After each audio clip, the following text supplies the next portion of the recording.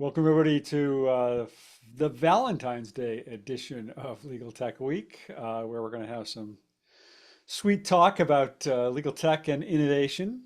And see, everybody wore their Valentine's Day red colors today for the occasion. Uh, I've got my Love is Blue sweater on instead. But anyway, lots to talk about this week. It was a pretty busy week and an interesting week, and some interesting stories out there. And I think Julie Savuele is going to join us in just a second, but we will all get going. I'm Bob Ambrogi. I have the blog Law Sites and a podcast called Law Next. And who wants to kick us off today? Nikki, you want to kick us off with introductions? Sure. My name is Nikki Black. I am the Principal Legal Insight Strategist for Affinipay, the parent company of LawPay My Case, DocketWise, and CasePeer. I write legal technology columns for ABA Journal, Above the Law, and the Daily Record. And I also oversee and author our Affinipay's Legal Industry Report. And I am excited to talk about some of the news. Got some interesting stuff on deck today. Mhm. All right. Joe, you want to go next? Sure. Joe Patrice from Above the Law and the Thinking Like a Lawyer podcast. I'll just say, so it doesn't really fit into legal tech, but it's a science story that I found very interesting today. We don't do PDOOM anymore, so this is we're living in a dystopian hell. I learned that apparently the fast food manufacturers are apparently pooling their money to engage in research for GLP-1 suppressants. They're trying to invent a food additive that will prevent all those Wegovy's and Ozempics from working, which is just like a chef's kiss level of scientific dystopia. That's great. Good Lord. Is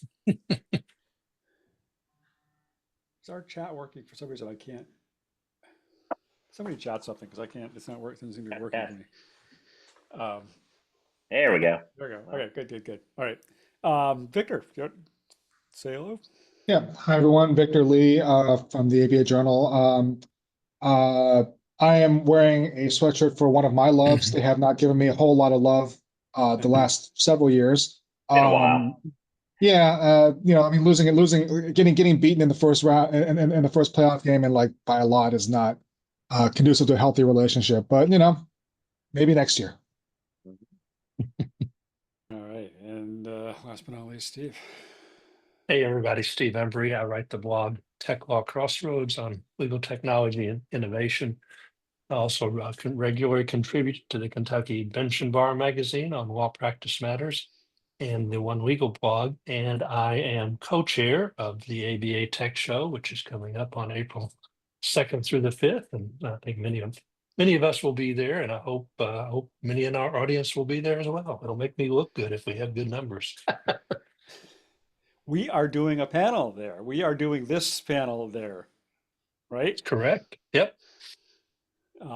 That's what, like Friday of it or something? Friday, yeah. We were just talking about this Friday at like 4 in the afternoon or something, or I think it's maybe 2. Anyway, I can't remember. It's whenever and Nikki Bob- does It another was at panel. 1, if I recall. I don't know Alright. if it got moved or not. But that's 1 Central, so it would be Yeah, yeah. Right. 2 Eastern. Yeah. Yeah, And so Bob if- is doing the Startup Alley competition, Startup which is Alley.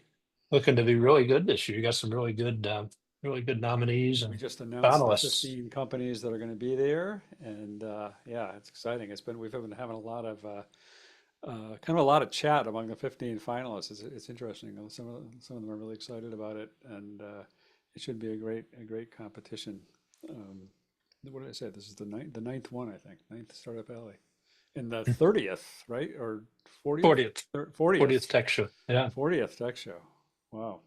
pretty amazing. Yeah. I Yeah, don't it was know how long started I've by been just a few young guys, young lawyers that wanted to, kind of have some kind of technology conference, and it's just grown and grown and grown. We already, I mean, at this point, we're got record number of people registered this far out from the show, so I think it's going to be really good. Cory Doctorow is giving the keynote, who's a great speaker, and anyway, thanks for letting me shamelessly plug the show. Yeah, the in-shitification man. Inshitification. Yeah. Who are the guy? The Aresti brothers, I think. Weren't they among the original founders? There's two lawyers from I Boston, think two that's right. brothers who both were in Yeah. legal tech, and Neil and Jeff Aresti, and I think they were among the original founders of it, and they're still kicking around in this world too. Yep. Amazing. Yeah. I would have loved to have seen what legal technology products they talked about in 1985. Typewriter. Fax machine, maybe. I don't know. Yeah. No, there was support. There was law practice management software and stuff. I mean, on-premises stuff and or desktop stuff even in those days. But Yeah. there was there was actual technology. A couple of years after that, I got a typewriter. It was when I was applying to colleges that had like that little teeny screen. It was an electric typewriter. You could see the words on the screen. Oh, Like those were one- awesome. Yeah, we remember those. we had those in school. Yeah, because then you press the button and then all of a sudden it just like starts like going nuts on the paper. It was great.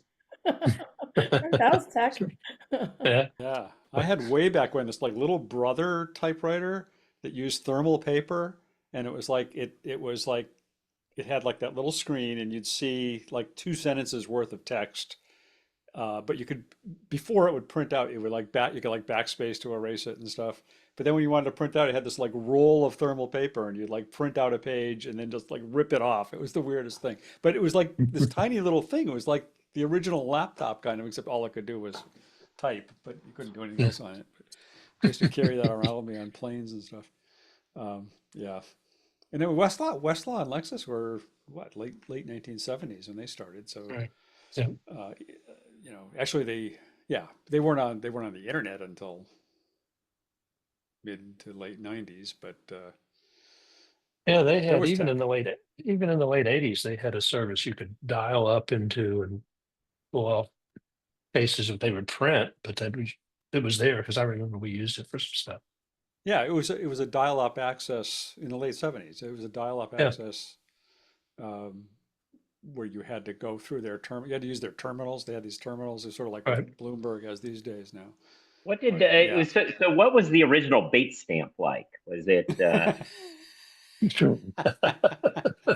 It was so much fun doing that. I mean, I so miss those days. Back when there was paper. Back when there were back when there were real lawyers practicing real law. Bait stamping all the time. Yeah. Back when lawyers had to walk barefoot through the snow to get to their offices. Those are the days.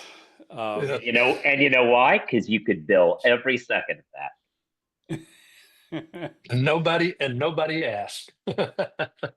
Yeah. Well, he's not here. I was looking to see if we had Andrew Arruda in our audience today. One of the big stories this week, I thought I would maybe kick it off with this story, was the kind of the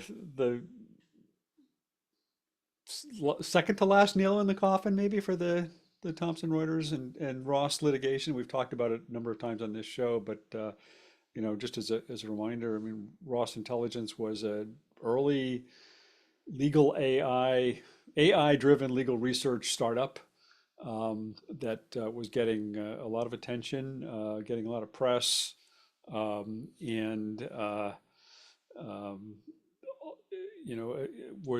had been around for several years. Andrew Arruda, who's often in the audience on this show, was one of the co-founders of it, and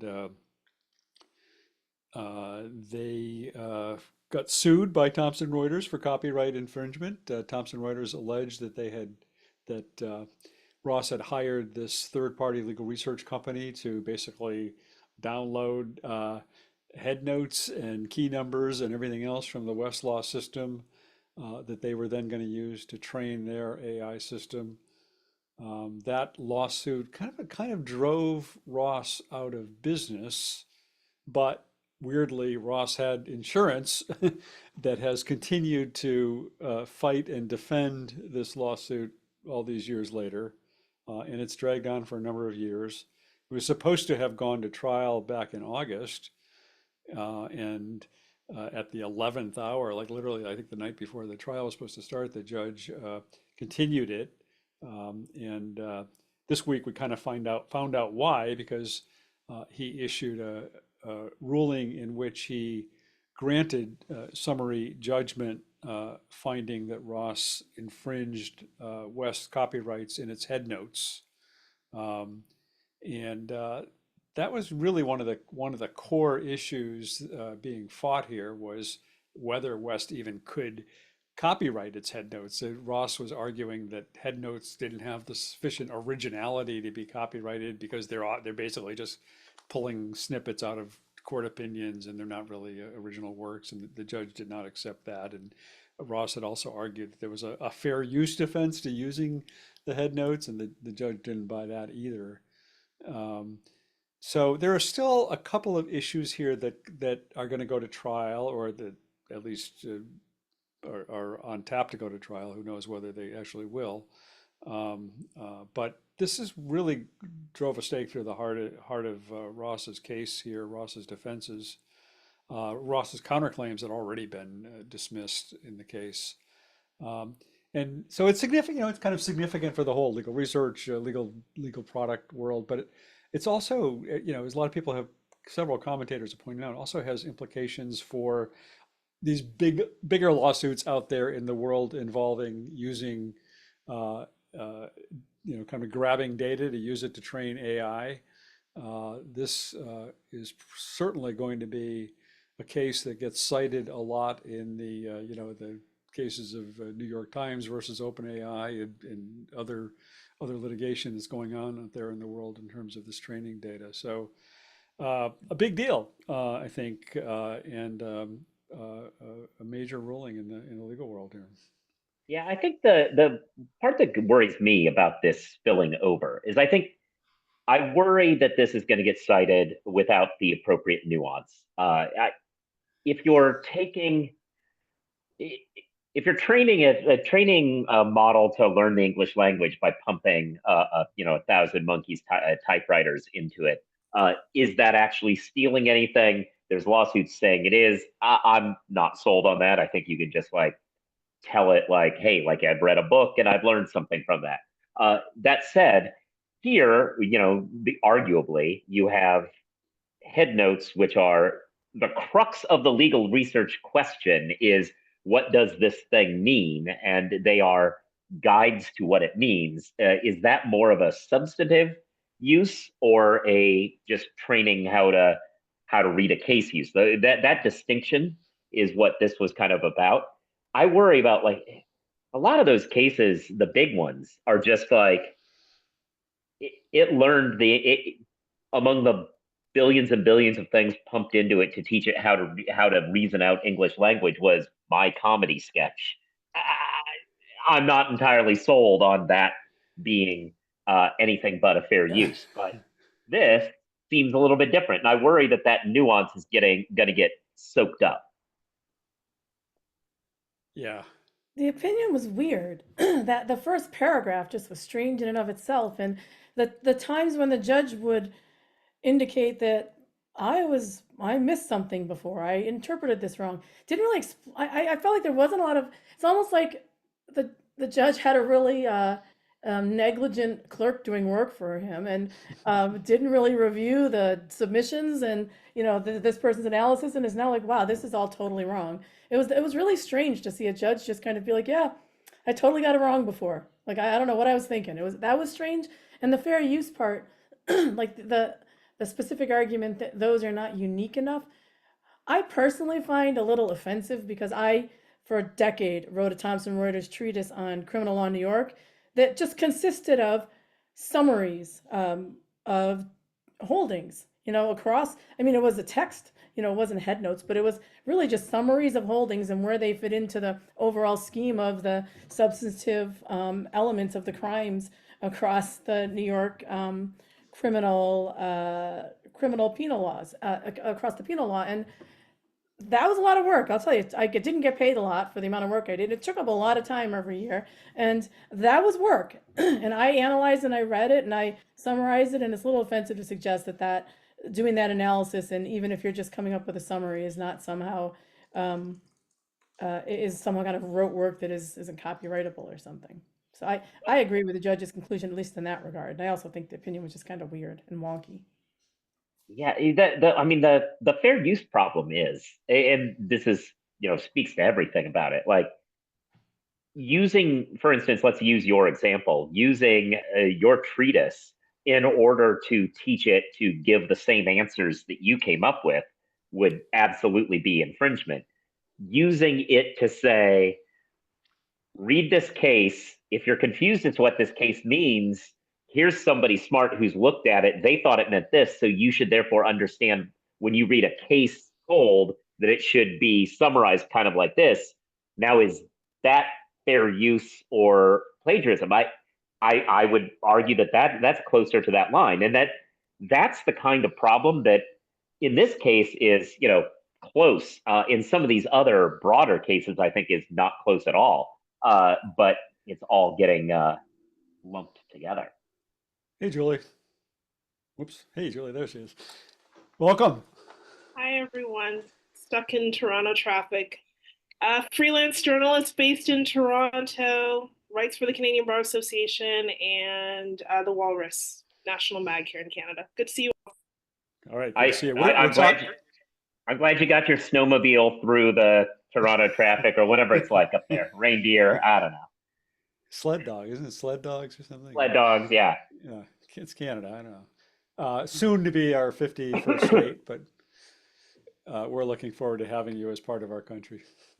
We're talking about the ruling this week in the Thomson Reuters and Ross case. I don't know if you saw that, but I also thought one of the interesting. I mean, there's so much fighting over the copyrightability of Thomson Reuters headnotes, but are headnotes on their way out in the sense that generative AI can do everything that these armies of West editors could do in terms of generating these headnotes? I just playing around. Actually, I should have put this on my story list for this week. I think I was playing around last week with that mid-page legal research platform, which I think is really cool. I don't know if you tried it at all, but it's an AI-driven kind of a legal research startup. It's got some nice features, but one of them is it's kind of generating head notes on the fly, using generative AI, but doing it in a way that the head notes are actually tailored to your research. So you can tell it, this is what you can kind of give it some little sort of factual training about what it is you're researching, fill in some information, even upload some documents if you want. And it will generate head notes that are tailored to the factual scenario that you're talking about, which is really, really cool and really clever. So I don't know, copyrightability of head notes is good, but head notes are maybe dinosaurs. I don't know. Yeah, I agree. Editorially written ones are. Sorry. Yeah, I totally agree with what you're saying. And I don't know if you guys had discussed this aspect of the case. So I'm writing about the case right now. And in Canada, we already have jurisprudence that says that head notes are copyrightable. So I know a lot of time was spent in this decision talking about that. And we already have different, like you just explained with that company, like head notes geared to the research you're doing. I think head notes has been out for years, given the type of legal tech that we have. Even Canly here in Canada uses generative AI for case summaries. They're trying to roll that out across the different jurisdictions here. I just see that as kind of a moot point. Again, because this case was so long ago, like when it started, that was a big deal, but I don't really think head notes themselves is like people manually doing head notes. I don't even think it's a thing right now. And so that part of the case wasn't too interesting to me. I'll leave my comments for once I write the story, but the biggest thing to me is that while it doesn't explicitly say generative AI, we all know this is a generative AI case. And that part to me is the most fascinating. Let me ask a question, because I haven't been following this that closely. So if Ross hadn't said anything to Westlaw in the first place, like they hadn't tried to get permission, would they have been better off like just doing this on the sly and they never would have found out? I think we would have still got here because of the third party legalese. They went after legalese first. So a day before Westlaw filed the lawsuit against Ross, they settled out of court with Legalese, which is the third party that Ross used in order to get the data. So Westlaw already kind of knew that they were up to something. Okay. Yeah, they But saw yeah, that legalese was downloading just quantity, huge quantities of stuff, and they got suspicious. But yeah, well, I mean, and the fact that we have replaced head notes largely with these AI things, which again, standing on shoulders of giants, they learned how to write head notes by understanding what head notes look like. They seeing a case, understand what head notes look like, and then being able to generate them. It's that middle step. I keep coming back to this, which is why this fair use thing is a real problem for me, because I really do think there's a difference between training it how to read and training it to give output. And I'm not technical enough to know if, like, inside the algorithm, that's a thing that they can control. But it seems to me, from having done some degree of soft IP work in my time, that should be a lot more important in these conversations.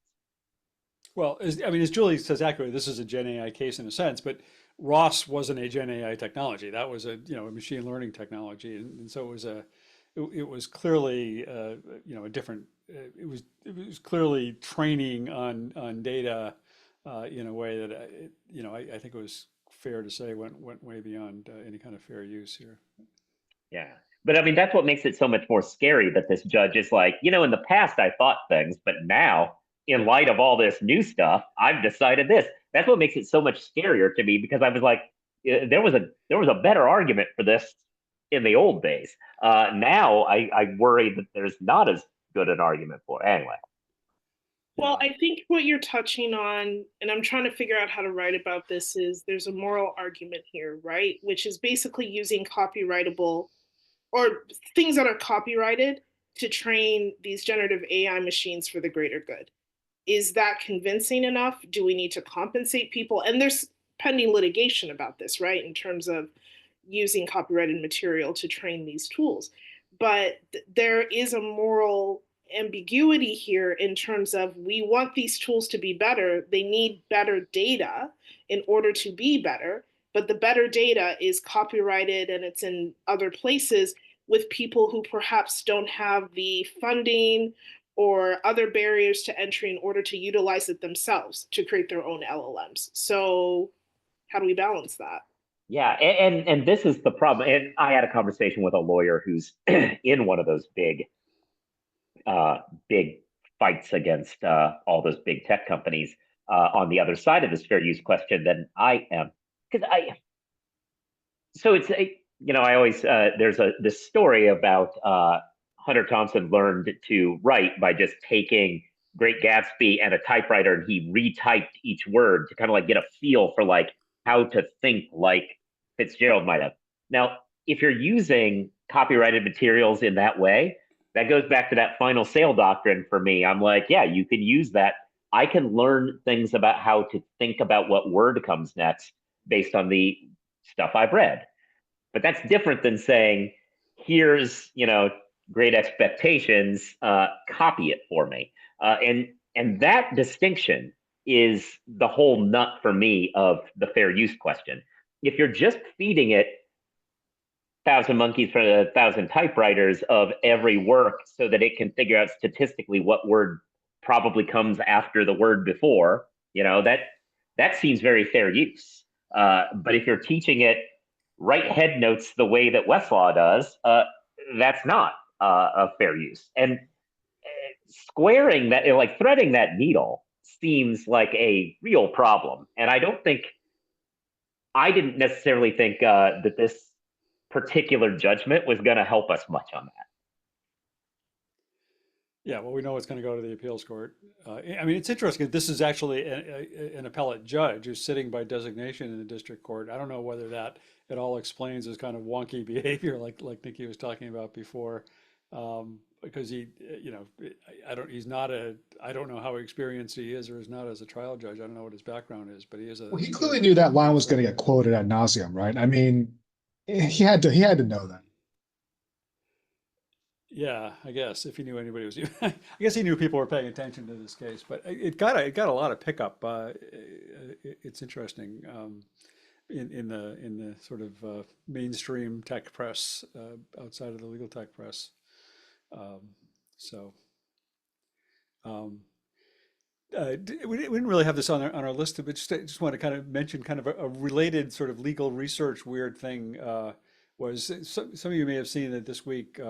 Well, we could talk about it, but that Harvey raised another $300 million, this legal AI platform. We've talked about this a number of times because, there's a universe of people who've never seen Harvey and aren't entirely clear what it is. But I thought there was an interesting angle to that Richard Troman's picked up on his Artificial Lawyer blog, which was that one of the big investors in this round is the parent company of LexisNexis. Like what's going on there? Troman's article was kind of like, are you funding your competitor here? And he got some kind of a very wimpy statement back from the what's the name of the parent? Can't remember the name of their parent company, but Arlax or something, or no? Relax, Arlex, something, whatever the parent company of LexisNexis is. But I thought that was a kind of a funny irony to that story and a footnote, or anyway, in that story. I'm actually very excited about this new funding, because I think with this extra capital, they can develop an algorithm that's smart enough to tell me what Harvey does. Right? Like, I don't understand what's happening in these, during these presentations where they're shopping around their deck with these investors. Are they like slipping hallucinogens into the coffee they're serving them? Like, I don't know, they're all buying into this, and it's like, what is happening? Like, I feel like it's like all these it's like some magic spell they're putting on them, and I don't understand what is the magic that's happening behind the scenes here that is causing this almost like hysteria. It's like this investment hysteria. Who can invest more in this company that does this ambiguous thing faster? Like, it's ridiculous. I don't know what's happening. So it's the rabbit. It's the rabbit effect. Jimmy Stewart. Or magic beans. It's magic beans, right? Like you get these magic beans, and all of a sudden, you get a giant beanstalk. But the magic beans are rabbit back. I love it. I love it. No, you know what this makes me think of, actually? It makes me think of, well, Microsoft giving funding to OpenAI back in the day makes more sense, because in terms of funding competitors. But does this mean Harvey's actually going to produce something that will be useful to the public? Look, I know I'm putting the bar really high here, but I'm just wondering what 300 million is going to get us. If it's going to get us another fancy press conference with the hallucinatory, coffee, that might be worth it. But seriously, I thought we were done with all of this.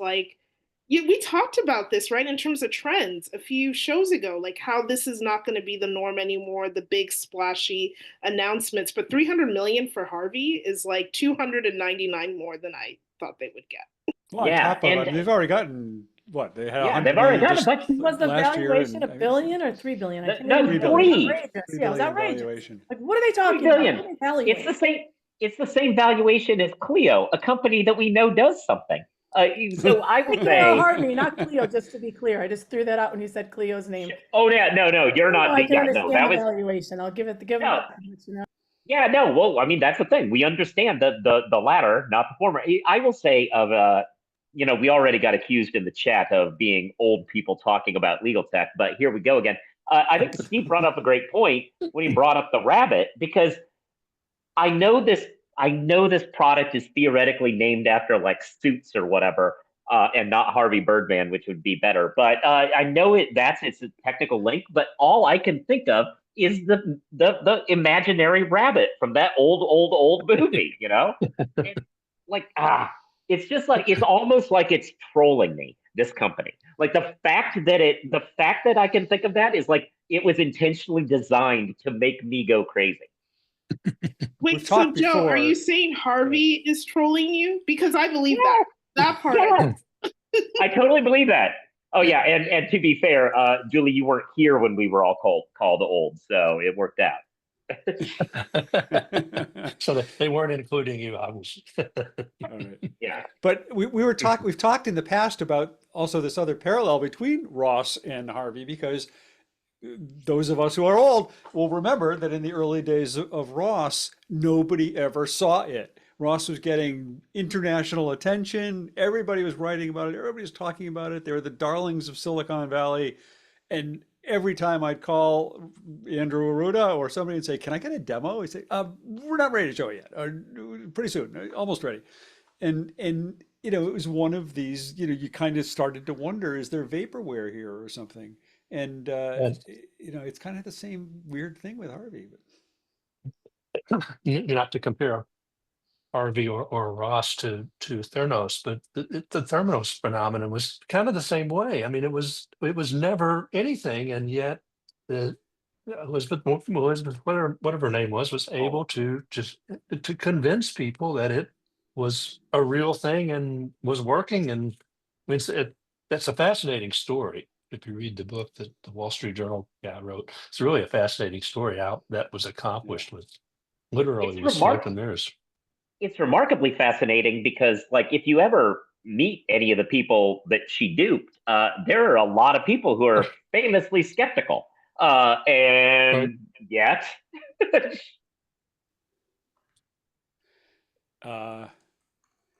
yeah, she did a from prison interview this week, or like her first Yeah, interview. that's why I thought of it, actually. Yeah, that's what made me think of it, because I saw the same thing. She's no longer a blonde, apparently. Whoops.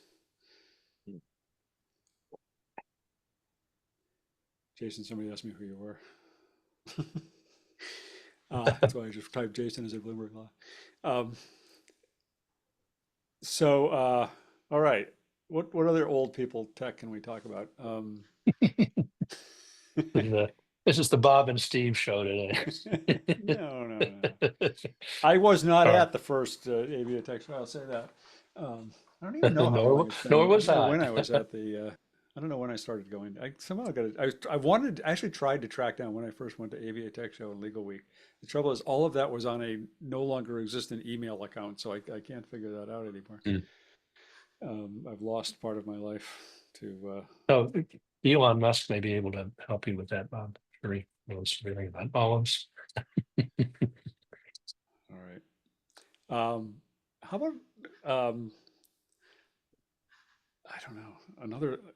We do have yet another lawyer, not just a lawyer, but another pretty good sized law firm hallucination case here. This is maybe a little bit surprising. Shall we go there, Victor? You want to tell us about that one? Sure. So this involves Morgan and Morgan. Well, they're one of two firms involved that got yelled at by the judge, basically. But they were the big players. They're obviously a huge personal injury firm. They've been advertising a lot lately. I haven't seen their commercials on TV quite a bit during like NHL hockey games, which I guess I don't know if there's a reason why they're targeting that demographic, but go yeah, I mean Canada. Maybe it's because like whenever my wife watches hockey, she gets really pissed at her team. So maybe they're hoping that maybe like they can like she'll like break her hand when she punches the wall, and then they can represent her or something. I don't know. But yeah, so There's a lot of legal tech they're in connections Wyoming. in hockey too, with the Clio sponsoring the Vancouver team's Yeah. away jerseys. We got to remember that too. That's true. So I guess yeah, I actually know that they're like the 42nd largest law firm in the country based on headcount. So that's something I didn't know about. But yeah, so they got yelled at by the judge and by a judge in Wyoming, them and their local counsel, citing I think it was 9 cases that didn't actually exist. And I think it was 9 cases, eight didn't exist, but then they cited 1 incorrectly or something like that. And so some of them were just made up completely. Like I mean, they look legit, like Wyoming versus U.S. Department of Energy, United States versus Hargrove. So they sound like possible cases, but then if they'd actually looked up the links, then they would have found nothing. And so basically, this judge, wasn't happy with the situation and actually ordered that the lead lawyers have to provide a thorough explanation of how the motion and fake cases were generated, which I don't envy those lawyers if they have to fill out that form. I mean, again, as it shows, I mean, it's not just overworked solos who don't understand technology that are doing this. This is one of the biggest, richest and most well-known law firms in the country, and they got caught doing this now. So check your citations. Take the extra step. If you're already saving all that time by not having to look up all these cases, you can take the extra step to then make sure that these cases are legit. And otherwise, you're going to get dragged in. You can get dragged into a pretty embarrassing situation, and then have to go explain to the judge why you did what you did and what happened. Which I don't, I would not want to be in those lawyers' shoes. So again, it's one of those things where it's like AI. AI can be good, but AI can also be a bad thing, or it can be used to do things that aren't good, and very easily. So it just shows you that it can affect anybody. Well, It's hard. as you were talking, and the idea that there's so many of these hallucinated cases out there, and these types of things happening, it made me think of Joe's post that I included in my newsletter this week, where there's the one firm had like 32,000 ChatGPT searches in 1 week, and that's a lot of ChatGPT searches in 1 week out of a single firm. It's getting used a lot. Yeah, the interesting thing about this one is the size of the law firm. I mean, they're the 42nd, as you said, Victor, size law firm in the country, and they advertise themselves as the world's biggest personal injury firm. And they have had technology people working for them, and sure they have very sophisticated programs. So this is the first that I've heard of a firm of that size having lawyers that did this, and it's hard to have much. You can have some sympathy for maybe a solo or small firm that doesn't have the resources to dig into this quite as much. But for a firm like Morgan, I mean, it's hard for them to have any excuse. I mean, they should know this shit, right? But this goes back to the conversation from, I think it was last week, if not 2 weeks ago, where my story was about my concern that where this is going to go is the hallucinations are going to stop happening in these like high stakes cases and move down at least for the firm, and move down the ladder to like lazy lawyers not caring about a pro bono case or something like that. And this is a new wrinkle on that. If this was a case that they evaluated as just a perfunctory push it to a settlement sort of case, I could totally understand them exerting zero effort in trying to check everything, just throwing out a brief, and we put it in, and then we had a negotiation, and then we were going to get a check. Like, if that's the way they view the case, then hallucinations are going to move into that world because that's where the least effort is being delivered. And to your point, Joe, that it's interesting because Morgan & Morgan they're a contingency fee firm.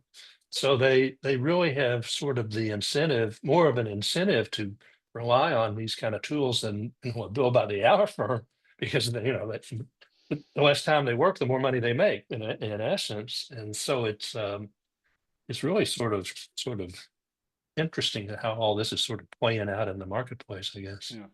I see. If I got to take issue with your saying you've got some sympathy maybe for a solo or smaller firm lawyer who doesn't have the resources, I have absolutely no sympathy for any freaking lawyer who is going to file a brief in court and doesn't read the cases. I mean, I just don't get that.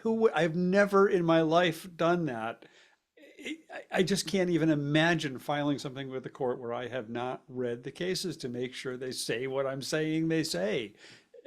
It's just I don't get it. I don't know how lawyers are practicing that way. Or the very I'm with you, Bob. I have no sympathy for any lawyer whatsoever. And let's be real here. Let's be real. Okay, we all know about the disciplinary issues of certain, there have been people who have been doing this before ChatGPT and everything, where they are turning in shoddy work to the courts.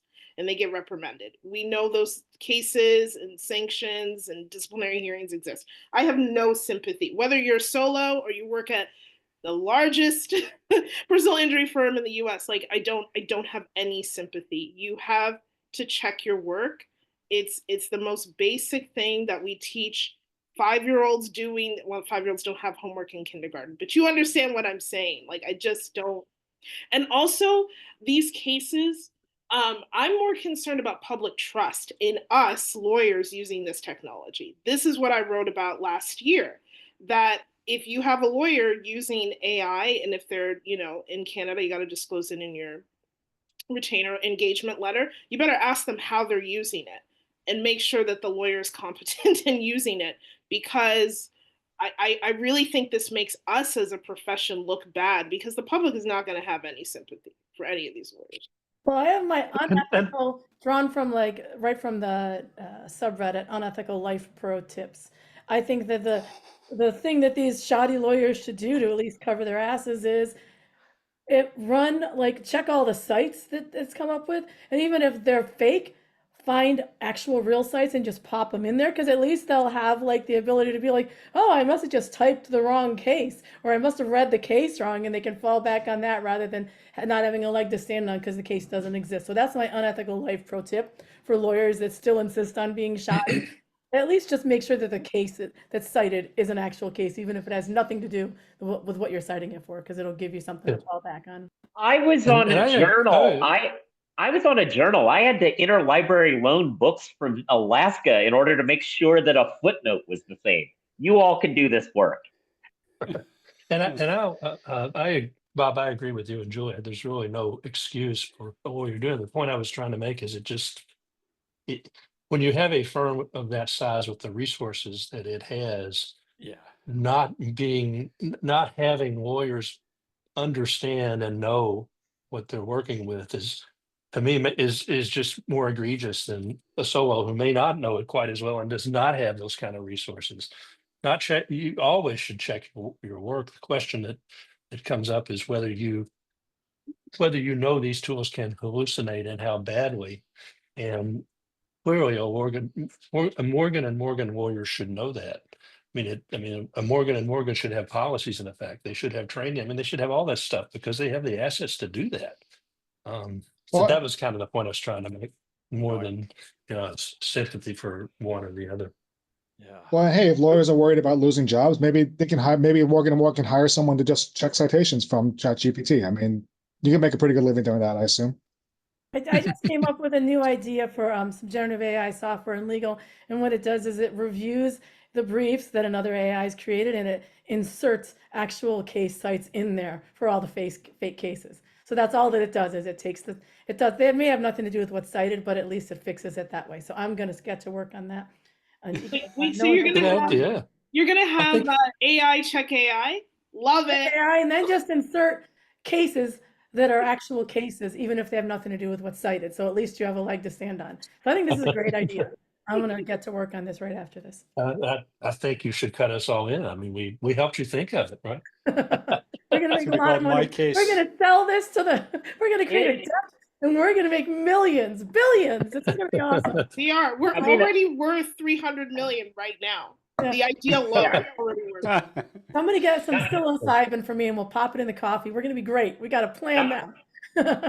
Not to completely blow this up, but I did talk to legal tech companies, tech people who about a year ago were doing that. We're like creating a multi-tiered system of the AI from one getting checked by the other, and yada yada yada. And they more or less abandoned it. And when I asked why did you give up on that, they were like, because the AIs, they all kind of do that internally now, the good ones. And so there's not nearly as much. They kind of have like different perspective AIs checking each other even within one product now, he said. So maybe we might have missed out on this one. I'm sure we can convince Latera to buy us anyway, but we missed out on This isn't to check the AI. It's simply to locate the false case sites and insert actual case sites, regardless of whether they're relevant or not. It's just to make it look like it's a valid brief and that they may have done some work so that they can't get actually yelled at by the court. That's the goal. Sure, of sure, this. sure. All right. Just to be clear, because we got to make sure we're on the same page if we're going to develop this thing. So a quick counterpoint to that, I published a story this morning on this law library and Okay, that is face-off not the name of the product, Bob. I this law library and face-off where they tested Lexis plus AI, the Westlaw precision and VLEX against 3 research questions. And there was one research question in particular where there was like this critical issue called the death knell issue, where only VLEX caught it. The other 2 research companies didn't catch it. So last week on the show, I was talking about how impressed I was with the OpenAI deep research tool and some things I had done with that. So somebody texted me this morning and said, did you try that research question on OpenAI's deep research tool? And I said, no. And this person said, well, I just did. And it caught the death knell issue and properly cited it to a legal source online. So, OpenAI isn't necessarily terrible at all legal research and getting better for sure. All right. Now we're down to DOGE website or JD Vance. Oh no, because Steve's. We're not going to have time for all our stories today. Which is most important? Who wants to claim their story is the one we should talk about next? Raise your hand. All right. Mine's not necessarily. That didn't take long. I mean, it wasn't intended to take long, right? Like he asked the question. We can't have dead air. Dead air is the mortal sin of broadcasting. Listen, so mine's not. I won't spend a lot of time on it. I said in multiple venues. This one in an article I wrote in the Legal Tech News, and they're like predictions for the year. I wrote this too. The watchword for the 2025, I said, would be cybersecurity. And I said that it was going to overtake the AI conversation largely because the new administration had already signaled that they didn't really care about cybersecurity and were trying to, gin up trade wars with, aggressive cyber powers and stuff like that. I did not expect, even when I said that we were going to get to the point where a bunch of idiots had access to all of the private data in the world and were just going to send it to the world. So this is the story all about how DOGE is screwing everything up. And while we've seen several things that they've messed up, and we have TROs in existence now over their unauthorized access to various technology, which they say is because it's political. Instead, it's the Privacy Act of 1974. But all that's happening, and what got me today was 404 put out, who's doing great work on this sort of stuff. They put out a story. Apparently, you could just hack into the Doge.gov website if you wanted to. They left it basically open like a wiki to anybody who understood basic web design. This obviously is not the most serious problem, right? It's not like they had treasury data up there yet. That said, this should probably give folks pause, right? Like these are the 10x engineers we keep talking about. And it seems that these, random incel tech bros don't have the basic ability to create a website, which worries me when they're hacking into NORAD. I think we should all be very, very concerned about this, even though it is a frivolous part of the Doge empire. It is a frivolous part that I think might be a stand-in for how sloppy and reckless they are being with the rest of their coding. So maybe yes, Wired too is doing a great job. Maybe big balls aren't so big after all.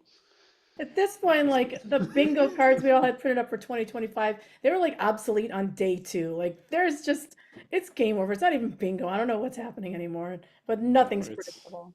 The bingo card was burned, I think, right after an information. It's just, yeah, look, as a Canadian, we're like we're like, this is maybe number 8 on our list of top 10 worries of what's going on across the border.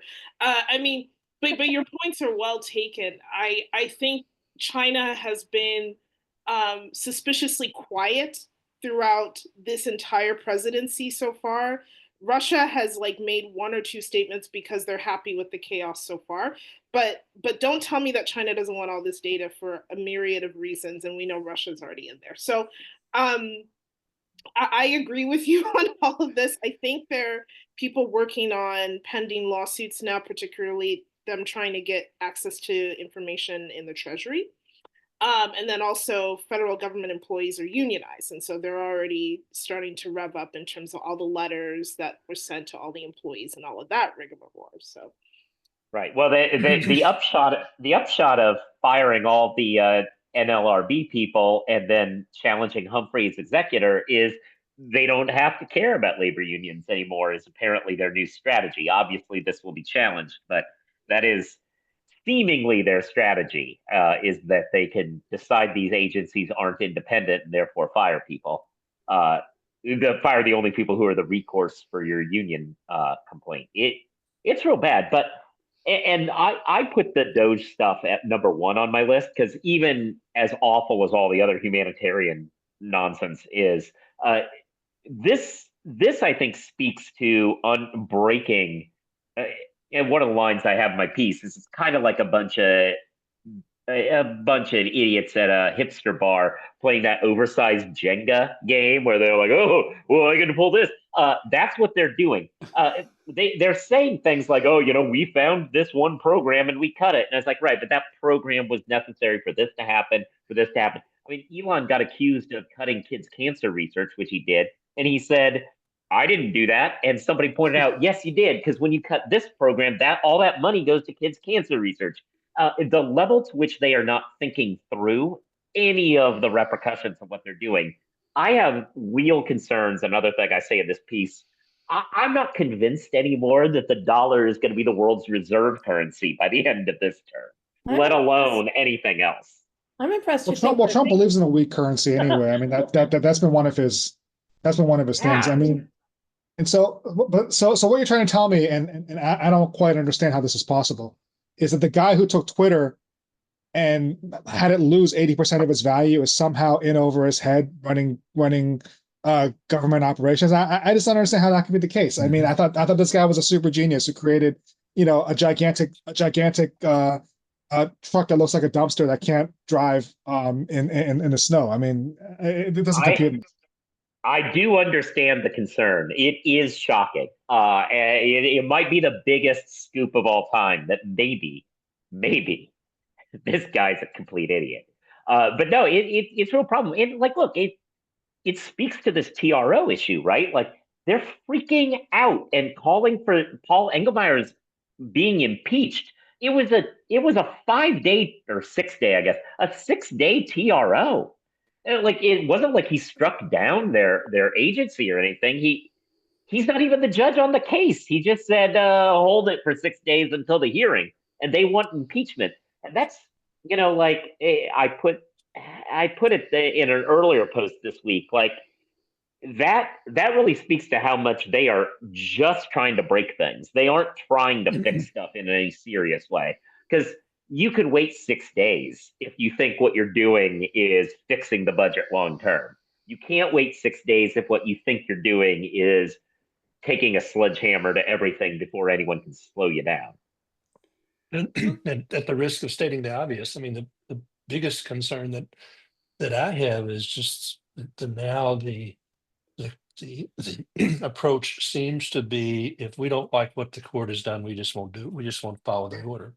We'll just and the firing of the federal employees basically, in my view, is designed to have people in those agencies who will not impede that, who won't say, wait a minute, we can't do that. There's a court order that says we can't do that. These are people that I assume will say, the hell with the court order, we'll do it anyway. Well, and that's then what's scary. What, the judge is going to sanction Trump?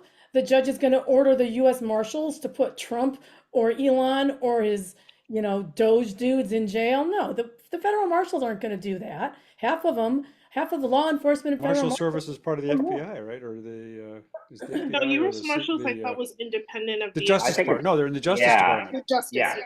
Right, Justice but Department. most, the more than half of law enforcement, and I think that I don't have any data to support this, but I'm quite confident it's true, are Trump supporters. Like, I mean, they are conservative generally as a group.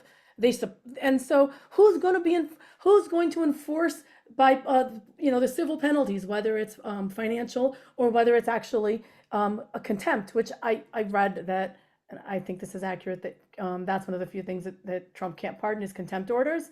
But even if who's going to go get them, round them up, and put them in jail? Like, this is this is like game over. Like, I think we're in a constitutional crisis. I think it's somewhat terrifying, and I think that right now they're just kind of placating the court's conclusions and saying, oh yeah, we're going to appeal it. But I don't think they have any intention of following those orders in the future or now. I think that it's just they're doing what they're doing, and all this is just chaos and more news to just keep us distracted and keep us constantly like feeling bludgeoned by 20 news every 10 minutes. It's ridiculous. It's terrifying. Yeah, I think there's two What your things. P doom score would be. Oh, the doom. Please, both stop doom scrolling. Read Wired and 404. There's two things that I think that have come out of this that I think as society we need to discuss. Number one, the like glorification of people in STEM disciplines, right? Engineering, all of that. We have created a cult-like figure of a software engineer, and we have downplayed the importance of liberal arts education, right? So thinking critically, morally, how to work through issues, that sort of thing. That discourse I'd love for people to start talking about, because we really have the chickens coming home to roost on that particular type of thinking. And legal tech is also, I've critiqued this before in legal tech, and people were like, well, isn't that part of a bigger tech issue? And I'm like, well, if legal tech is going to take on the culture of the tech bros, this is a problem, which leads to my second big point, rule of law. And so because we have created this cult-like figure going on, when things like this happen and people ask me, well, is this legal, Julie? No, it's not legal. Well, then why is it happening? Why aren't lawyers trying to stop it or do anything about it? So this is what I'm saying, right? Like, someone in the chat was like, oh, I came here to talk about legal tech. Legal tech is part of the tech culture. We're not separate. We made a decision years ago. We're going to follow the tech bros. And so that includes their principles as well. So if we're a principle of constitutions and rule of law, then we do have to think about how we talk about these things and what we allow people to do and don't do. So I'll land my plane there, as they would say. But yeah.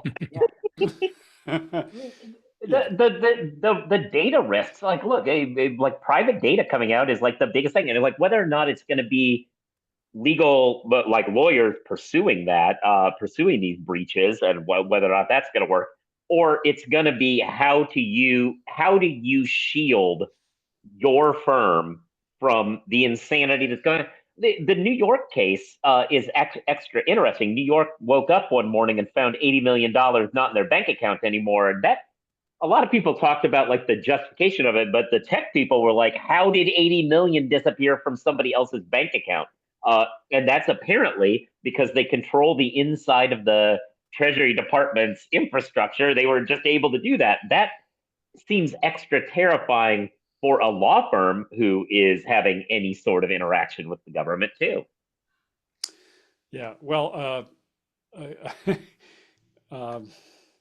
we're going to have to wrap it up there. I'm sorry I didn't get to everybody's stories this week, but at least we were able to allow Julie to safely land her plane before we got through the show, and apparently I don't think drove any away of a the couple of participants in the audience as well. But that's I don't think any of the remaining stories would lift people's spirits any. So no.